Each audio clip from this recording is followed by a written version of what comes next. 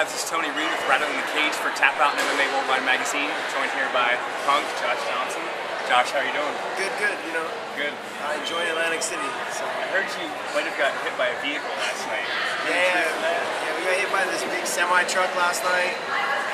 Somewhere located between the hotel lobby and the bar.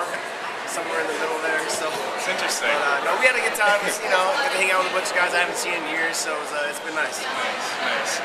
So you get to the East Coast much? Like, obviously you're a West Coast guy, but yeah, my mom lives actually in Tom's River, where Frankie lives. Really? Yeah, she lives in Jersey. So I don't get out much, to be honest. Yeah. But you know, I'm out here now for the fights, and so taking advantage. Nice. We'll just jump into some stuff here.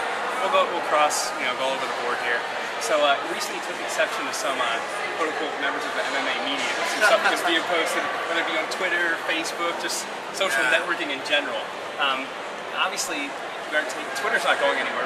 What do you see as a solution to kind of rein that in, if anything? Or is it just going to be one of those things you just kind of have to accept almost? You just got to accept it. You know, I mean, nothing's going to get done with me ranting about it, but I'm like, yeah, whatever. You know, but it's still like people to understand from a fighter's point of view. It gets a little irritating and frustrating sometimes to listen to media blurt things out, and without actually any verification or just having anything to back up their story. So it gets a little frustrating, but other than that, like I said, you gotta just live with it. Yeah. So speaking along those lines, what's the biggest misconception about you out there right now? Do you like the squash or set straight? Is there anything out there that's kind of lingering? You're like, you know what, this is the way it is. No, I just let people, they can pass their own judgment. It doesn't really bother me. It used to when I was younger. It doesn't now. I'm like, yeah, whatever, Yeah. But I think people notice from my Twitter, I kind of speak what's on my mind, and I'm cool. I'll have a debate and I'll talk to you about it, and I won't get nasty and start name calling and dropping bombs, but at least I'm civil about it all. Yeah, nice. So you're well, as far as I'm concerned, you're a very young man, but you said yourself you kind of have a lot of miles on the tires. So at this point in your career, how much does it mean to you to pick smart fights or have almost like a game plan as far as where your career goes from here? Like I've said it over and over, and a lot of guys just talk about it. But I've told the guys from the UFC, I've told Scott Coker, I've told everybody, I just want to fight the best guys, and I want whatever's the fastest way to always getting me to the title. So whoever they want me to fight, as long as it's the fastest way of getting me a title shot or whatever it takes to get me at the top. That's it. I'm not asking for. I just want to fight the best guys. So like I said, whatever's the fastest way to get me to the title. Yeah. So one of the hot topics now is guys fighting guys from the same camp or fighting friends and all that. And you had an interesting take, maybe not on that specifically, but in general, you said you're more apt to want to fight someone that you respect, and as opposed to someone you hate, just kind of pull the ball game. Can you elaborate on that? Yeah, I think when you respect somebody, if you've noticed, grudge matches, they generally end up being kind of bad fights because neither guy wants to lose to that guy. So they don't really let loose. You saw with the Rashad and John Jones. I didn't really particularly think it was a good fight. Even Rashad and Rampage a bunch of them. Yeah, when they hate each other, they're kind of just so fights. But when you have a mutual respect for each other, you see Chris Lytle, he's friends and he has a common respect for everybody. But he always comes out and puts on this show. Don't get me wrong, it's because that's the style he fights. Yeah. But it's a lot easier just to come out there knowing that at the end of the fight, the guy's gonna be like, hey man, I had a great fight, thank you, whatever it was, and be respectful about it. Whereas you lose to a guy you don't like, it's all bad, man. The trash talking keeps going, and nobody wants to lose to a guy that they hate. So I think it just makes for better fights for me. Just for me. I don't know about other people. Yeah. So jumping to something else. Weight cutting. Obviously, it's a common practice in wrestling, MMA, of course, and generally the last few pounds are the hardest few pounds. And I heard that you said your cut for Yamamoto is your hardest fight ever. Can you walk us through how bad it was? Well, I took the fight on 2 weeks' notice. Philip Perez was supposed to fight him, and he got knocked out at training, and so I took the fight, and I was about almost 170. I was 168, 169, somewhere around there, but I had to make 143. And so it was a nasty cut. And to be honest, the cut was so bad. It took me. I only had 2 weeks to really prepare for the fight. Plus, the whole time I spent just focusing on cutting the weight. But I would take it back for anything. That was the fight that actually Dana White signed me off of. He saw me, you know, and it was actually on Sean Shelby's show with Helen, his wife, and you know, and so I'm here because of that fight. So it was all worth it in the end. Yeah. So kind of piggybacking off that, maybe you already answered this, but if you could choose one fight from your career that best defines you, or if there's a new fan of the sport, this is Josh Thomson. Is there one fight for you that does that? I think really the one that really for me made me feel good, comfortable, was my Hermes fight. Because I always, like I said, I've said this before, is that I always wondered if I was a real fighter, or if I was just somebody that was just good at what they did, and when the chips got down, you know, like if I would be a coward and just kind of like turn over and tap, or you know, if I was getting my ass whooped and just kind of give in and let the ref stop it. But that was a fight where I got dropped in the third, took some big punishment in the third round. I'd already won the first 2 rounds, and so you know, it was one of those. I wanted to see if I was really a fighter, and so in that fight, it made me feel knowing that I had the nerve to keep going and to move on. So it made me feel good. That was one fight in my career that I look back and I'm like, I realized that this is what I was meant to do. That's awesome. So if you could fight anyone, hypothetically speaking, of course, if you could fight anyone, any weight class, for whatever reason. One guy, who would you choose to fight why? Whether it be somebody you want to test your skills against, maybe someone you just have a dislike for, is there one guy out there you just, man? Oh, I probably want to fight Cain Velasquez. I mean, because I see him every day, he trains.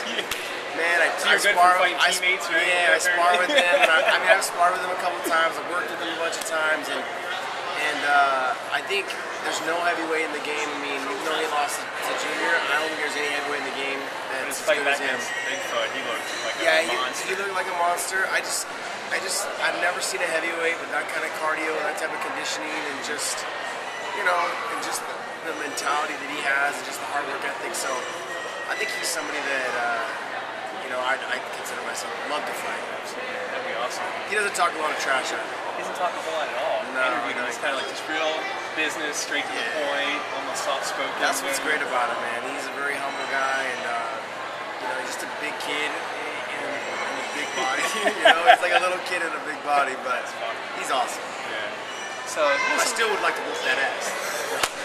Nice. So who are the people that inspire you most, whether it be personally or professionally, to kind of get you where you are today? I know we've talked a lot about different subjects and topics. Who are some of the people that kind of help you get to where you are? You know, like my dad kind of raised me to be like someone to stand up for yourself and fight and do these things. So I mean, like realistically, like, you know, my dad kind of grew me into being where I am today. But as far as career-wise, you know, the guys in my gym, they kind of inspire me all the time. You know, John Fitch, you know, and he got married, has a kid. You know, he's trying, you know, still fighting, and just, you know, he's just living his life and living his dream. You know, he's a hard worker, real humble and quiet. Kind of reminds me a lot of Cain. You know, Cain reminds me a lot of him. And it's kind of nice to see, you know, that they come in, they work hard, they go home, and they have their kids, and they have their wife, and you know, they have their life outside of the gym, and you know, and they focus on their family, and I think that to me is really important and it's key, and I kind of admire it and look up to it, and you know, they're so humble about what they do, and both of them are one of the best in the game, you know, and so it's nice to see. Outside of AKA, who are you a fan of as far as when you sit down and watch a fight, whether it's pay-per-view or on the internet? Who are you like, man, you have to see every one of this guy's fights? You know, there's a couple guys. You know, I really like watching Jeremy Stevens fight. He's like, he's a gamer, man. He's a game, dude. I like watching him fight. I've always been a big fan of Mark Hominick. He's just a great guy, man. I mean, like, you know, all the Canadians, you know, not all the Canadians, just that, you know, that group of guys, you know, Chris Rodesky and Sam Stout and Mark, you know, those 3 guys are like 2 or 3 of the nicest guys ever, man. They're just good guys. So, you know, but otherwise, you know, obviously I'm a huge fan of Frankie, and I train with Gray. I'm a big fan of Gray's, you know. So it's like those are the guys I kind of like look up to a little bit. Like, you know, hey, these guys they've earned their way up, and you know, and they're here, and you know, they're 2 of the top guys in my weight class and hard workers, and you can't take anything away from them. You know, those guys. And I've trained with Mark Hominick, and you know, and those guys, and Mark is just a phenomenal athlete, and he's another guy. It just seems like he's always working hard. It's just nice to see. Yeah. So one more question to let you go here. You've been around for a long time. You know, you've been around going 15 years. Yeah. 2001, I guess it would have been, right? Well, actually, I had my first fight in 98. 98. But yeah, I signed with the UFC in 2001. Yeah. So you've been, UFC, Pride, Bushido, all over the map. Strike Force, of course. What has been the biggest? I mean, you've been in a long time. What's the biggest surprise or the biggest holy shit moment since you've been in there to where we are today? Is there one moment you're like, wow, this is getting crazy? Is there anything like that for you? No, I haven't really had one. Slow. Yeah, just slow growth, and I really can't say that there's been. I expected the UFC and I expected the sport to do everything it's done. Yeah. The one, honestly, the holy shit moment was I wake up one day and I'm about to have dinner or lunch and breakfast one day, and I'm sitting there, and my brother texts me. He's like, "Hey, how's it feel to be back in the UFC?" And I'm like, "What are you talking about?" He's like, "Oh, UFC just bought Strikeforce." And I'm like, Nice. I hear it from my brother. I don't hear it from anybody. Not my manager, not my agent. That's how it nothing, always man. happens, though. I was like, Doesn't my happen. brother's like, "Yeah, it's on the news. It's all over the media right now." I was like, That's "What funny. the freak?"